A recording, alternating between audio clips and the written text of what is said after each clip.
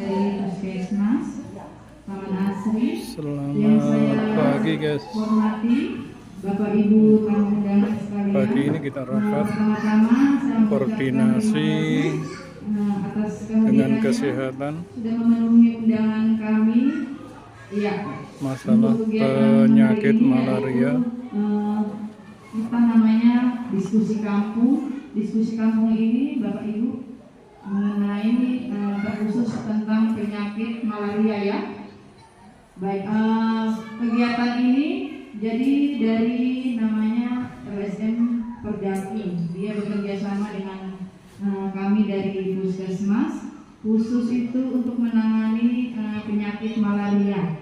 Jadi kami bekerja sama juga dengan ibu-ibu kader malaria di Kampung Buyung Jaya 2 ini. Baik, itu untuk pengenalan kegiatan kita yang untuk hari ini. Nanti yang akan dibawakan oleh Taman Asri. Jadi mungkin mengenai pengenalan pertama-tama untuk hari ini, mengenai apa itu kita harus melakukan diskusi kampung ini yang tentang malaria. Jadi nanti akan dijelaskan. Jadi untuk pertemuannya mungkin bukan satu kali ini saja ya. Nanti mungkin saya minta waktunya untuk kerjasamanya dari Bapak Ibu sekalian. Mungkin untuk kedepannya kita akan melakukan secara rutin kegiatan ini. Ini tujuannya kita akan melihat angka kesakitan malaria terkhusus di Kampung Buyung Jaya 2 dan bagaimana cara kita bersama-sama untuk mengatasi untuk menurunkan kasus malaria terkhusus di Kampung Buyung Jaya 2 ini. Demikian ya Bapak Ibu sekalian. Untuk sebelum kita mulai, mungkin ada satu orang yang bisa membantu kita dalam doa. Ibu Kader. Oh iya, ada Pak Pendeta ya. Ya. Sehingga mudah-mudahan kita bisa melaksanakan sosialisasi penyakit malaria ini dari awal sampai akhir nanti dapat terlaksana dengan baik dan bisa dipahami dan bisa disampaikan ke masyarakat pada umumnya Kampung Buyung Jaya 2. Mungkin sedikit saya sampaikan kepada pihak Puskesmas ya. Mungkin ini kalau bisa nanti kegiatannya pas malam minggu kira-kira bisa nggak kalau malam? Bisa? Bukan, walaupun bukan jam kerja bisa? Ya, karena ini pada umumnya di Kampung Buyung Jaya 2 ini masyarakatnya aktivitasnya siang karena petani ya. Saya mungkin agak mengganggu kecuali musrembang. Kalau musrembang itu kan dari mana-mana harus hadir, itu harus siang. Kalau seperti ini kan malam, mungkin malam minggu sambil santai-santai di balik kampung seperti kemarin itu di Karang Taruna. Waktu kemarin itu malam minggu, jadi tidak menyita waktunya bapak-bapak sekalian. Sehingga pada siang hari ini mungkin ada pagi hari ini mungkin itu karena kesibukan saya juga tidak bisa memaksakan harus hadir. Mungkin apa yang disampaikan oleh dari Puskesmas nanti Bapak Ibu yang hadir pada pagi hari ini bisa menyampaikan ke warganya. Sama saja masuk dalam diskusi kampung yang akan dibawakan ke materi oleh Taman Asri pada Taman Asri Tampil. Oh iya, kalau saya mundur saja karena menghadap ke sana, jadi tidak bisa lihat. Iya, bisa. Oke. Bismillahirrahmanirrahim. Assalamualaikum warahmatullahi wabarakatuh. Salam, selamat pagi, salam sejahtera untuk kita semua, salam sehat. Yang saya hormati Bapak Kepala Kampung Buyung Jaya 2, yang saya hormati Bapak Sekretaris Kampung Buyung Jaya 2, yang saya hormati Ibu Kepala Kampung Buyung Jaya 2, yang saya hormati Ibu Ketua Posyandu Kampung Buyung Jaya 2, yang saya hormati staf kantor Kampung Buyung Jaya 2, aparat kampung, RT RW, dan juga kader mari yang saya banggakan. Baik, sebelum saya masuk ke materi, saya paparkan dulu kasus 1 tahun dari Januari 2024 sampai Desember 2024 ya. Baik Bapak Ibu, bisa kita lihat ini adalah cakupan atau data setahun dari 9 kampung yang ada di distrik Nembokrang. Gunung Nembok 1, Nembok 2, Nembokrang, Nembok Sari, Tongwai, Gelap, Wak, dan Nembokrang.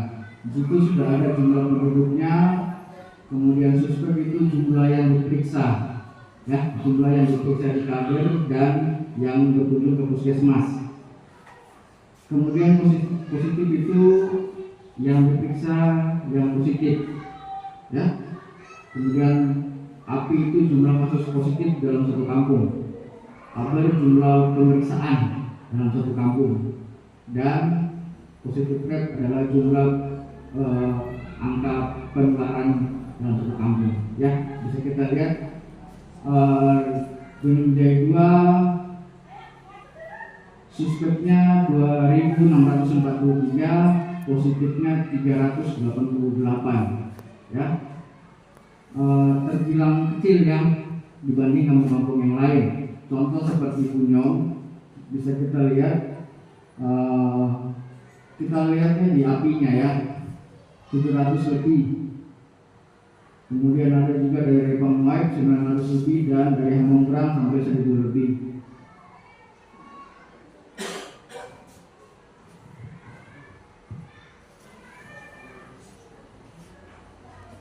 Ini adalah jumlah keseluruhan kasus dari Januari sampai Desember, ya, dari semua kampung. Jadi dari Januari, Februari, Maret itu dia nanjak. Kemudian April, Mei, Juni menurun, Juni dia naik lagi, Juli, Agustus, September menurun, Ini grafik dan November, Desember dia menurun. Ya. penyebaran penyakit Setiap tahun malaria dalam sama. 1 tahun. Januari, Awal Desember. tahun itu dia naik, di pertengahan tahun dia mulai menurun, dan di akhir tahun dia menurun drastis ya. Kemudian ini jumlah yang tadi ya, jumlah kasus positif per kampung. Bisa kita lihat di jumlah kasus positif per masih kampung rendah, ya, dibanding di dengan distrik Nembokrang ada 9 Nembokrang. desa atau kampung. Nah, itu grafiknya seperti itu. Yang terendah berada di Wahab, Mungkin bisa dan yang tertinggi berada dilihat. di Gunung Jaya 1.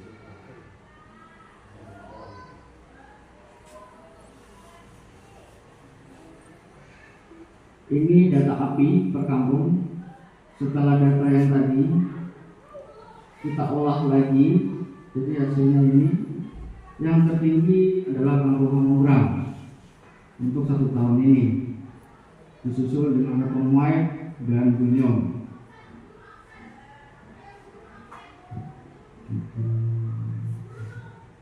Kampung Gunung Jaya di urutan ke-7 ya.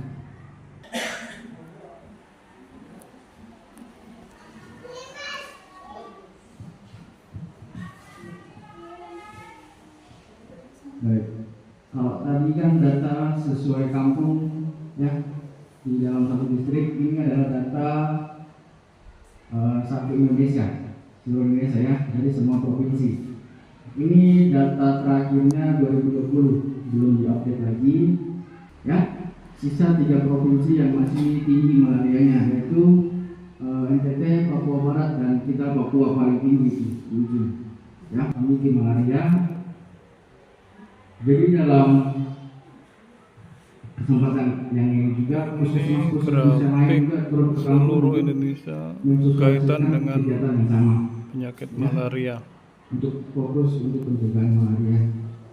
Jadi ini dasar pertemuan malaria pada hari ini. Perlu saya sampaikan target Jayapura eliminasinya tahun 2030. Sekarang sudah 2025. Ya, sisa 5 tahun lagi. Sanggup ora ini? Ya, masih ada PR berat yang harus kita hadapi bersama ya. Jadi harapannya di tahun 2030 itu semua kampung di Kabupaten Jayapura dan kota itu 0 penularan malaria. Kemudian meningkatkan upaya preventif atau pencegahan dengan melakukan pendekatan kepada masyarakat untuk mengetahui permasalahan malaria yang terjadi di kampung. Biasanya kan Bapak Ibu kalau sakit berobat ke puskesmas atau ke kader, berobat sembuh wes, berobat sembuh wes. Jadi nggak ada namanya pendidikan kesehatan di situ. Jadi sampai kapanpun malaria nggak akan sembuh. Karena sampai kapanpun ya begitu, datang berobat sakit, dikasih obat sembuh. Jadi tidak ada pendidikannya. Jadi itulah tujuan kami turun ke kampung untuk memberikan rakyatnya saja, masyarakatnya saja yang ikut aktif, ya. Jadi memang tadi betul yang tadi Bapak Sekretaris bilang, sebenarnya 2030 itu sudah clear, sudah tidak ada kasus lagi sama sekali. Jadi bisa jadi 2027 itu sudah mulai eliminasi. Jadi 2 tahun 3 tahun ke depan itu sudah tidak ada namanya kasus malaria lagi. Seperti itu. Memang kelihatannya berat, ya, karena ketika 5 tahun lagi, apakah kita mampu atau tidak? Yang penting kita berusaha dulu. Kita berusaha dulu, kita sosialisasi di kampung-kampung tentang penyakit malaria itu sendiri, jadi biar masyarakat di kampung itu lebih paham apa saja yang mengundang nyamuk, apa saja yang bisa dicegah untuk menghindari nyamuk seperti itu, ya. Lingkungan juga saya rasa tadi Bapak Sekretaris singgung, lingkungan juga sangat penting, ya, di RT RW, karena tempat yang lembab itu menjadi tempat kesukaannya si nyamuk malaria ini, ya. Genangan air, tempat-tempat sampah plastik itu banyak mengundang nyamuk, ya. Ada lagi mau bertanya, Bapak Ibu?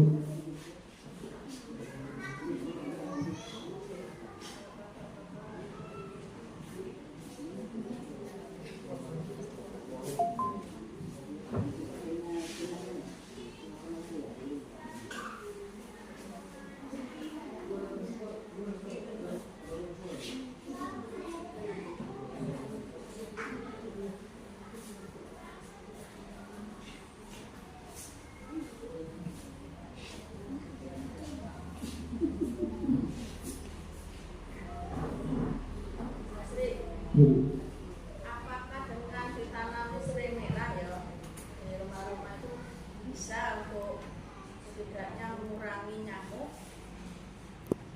Sangat mengurangi. Kalau memang ada, mungkin ini kita ibaratnya setiap rumah diwajibkan nanam serai merah. Itu ibaratnya supaya kan di rumah-rumah itu nggak usah dibangun. Tanahnya serai merah wae, pot-pot gitu. Kita galangkan lah istilahnya. Kita wajibkan. Sangat bisa, sangat mengurangi. Ya. Saya ambil contoh di kampung yang saya bina, di kampung Morembain, itu kami bagikan bibit serai merah itu ke rumah-rumah. Jadi mereka tanam di sekitar rumah, itu sangat mengurangi nyamuk. Boleh tanam di luar rumah, kalau mau dipakai di ruangan bisa. Jadi batang serainya itu dipotong-potong, itu kan mengeluarkan aroma. Lalu di sudut-sudut ruangan, itu sangat mengurangi nyamuk. Membuat peta tubuh kalau memang terjadi gejala malaria. Bisa lah, ibaratnya sekaligus untuk apa? Misalnya bunga-bunga di rumah hiasan lah, hiasan di karangan kita. Jadi kalau memang serai merah Sangat terbukti malu, Bu. Karena data sudah menunjukkan di UHAP yang terendah kasus malarianya. Karena sudah saya bina mereka dari awal untuk lingkungannya, untuk pencegahan malaria sudah saya bina dari awal. Terbukti mereka di warung lain angka malaria terendah. ya memang harus wajib kan, mungkin bekerja sama dengan Pak RT ya, Pak RT RW-nya Iya. menyampaikan kepada negeri ya, wajib tanam supaya malaria kita ini bisa kiranya berkurang.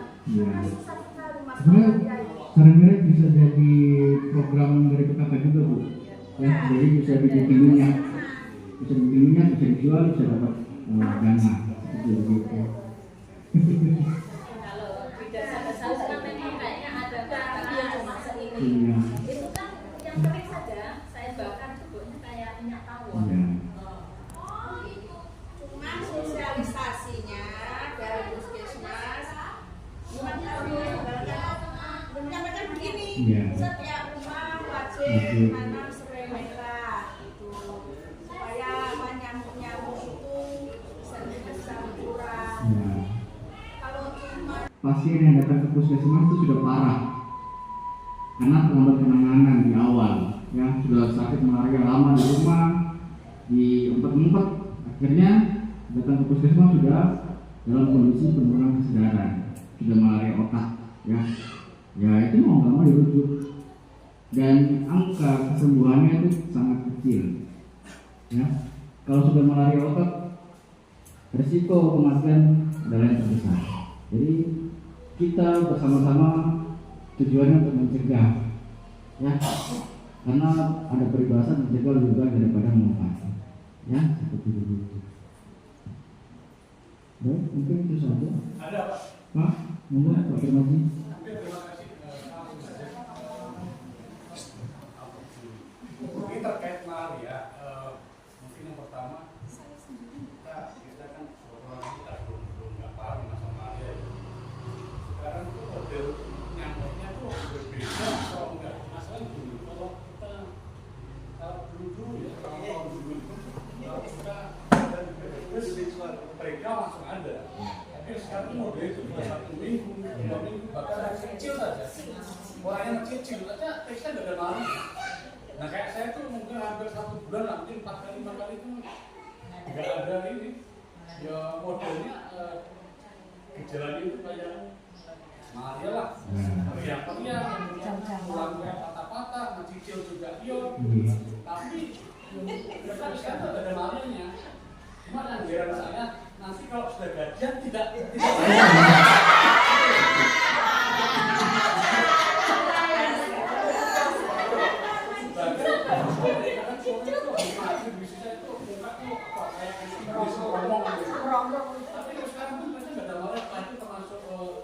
model gejala mungkin hari yang baru.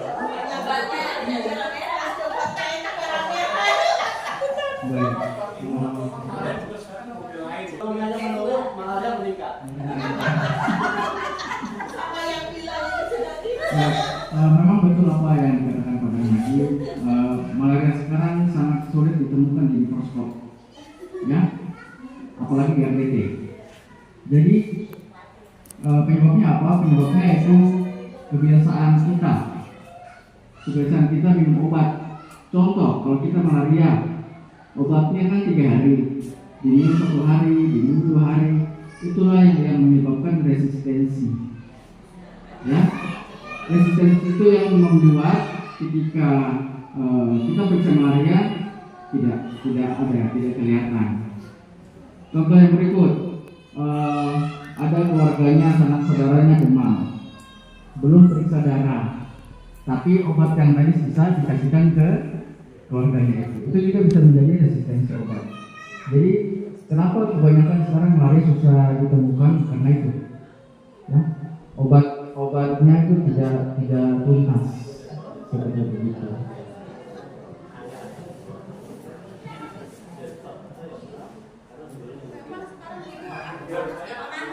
Selain obat malaria minum, ada obat suntik malaria. Dulu ada, tapi sekarang nggak ada. Yang besar ya. Tapi memang harus dituntaskan. Kalau dibilang 3 hari, ya memang 3 hari. Kan yang besar, yang kecil aja dia kan untuk menesik sapi, itu kan matri. Jadi obat malaria itu sudah diberikan sesuai dosis 3 hari. Hari pertama minum, parasit malarianya melemah. Hari kedua minum, parasit malarianya ibaratnya pingsan lah, ya. hari ketiga minum malarianya mati. Jadi ketika hari pertama minum, hari kedua minum, hari ketiga nggak minum, ya parasit itu nggak mati, dia akan muncul lagi setelah 2 minggu berikutnya seperti itu. Ya, gitu. Ada lagi Bu, Pak RT. Iya. Jadi nyamuk itu ada jam dinasnya Bu. Jam dinasnya mulai jam 6 sore sampai jam 6 pagi. Jadi di jam-jam tersebut jangan keluar rumah. Kalaupun keluar rumah pakai hand body atau pakai jaket kalau di panjang biar nggak hidup. Seperti itu. Keluar rumah bawa kelambu. Kelambu ya.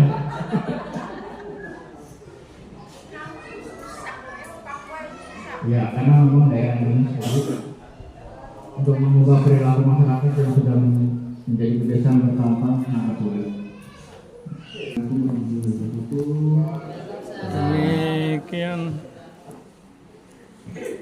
penyuluhan pada pagi hari ini atau diskusi pada pagi hari ini.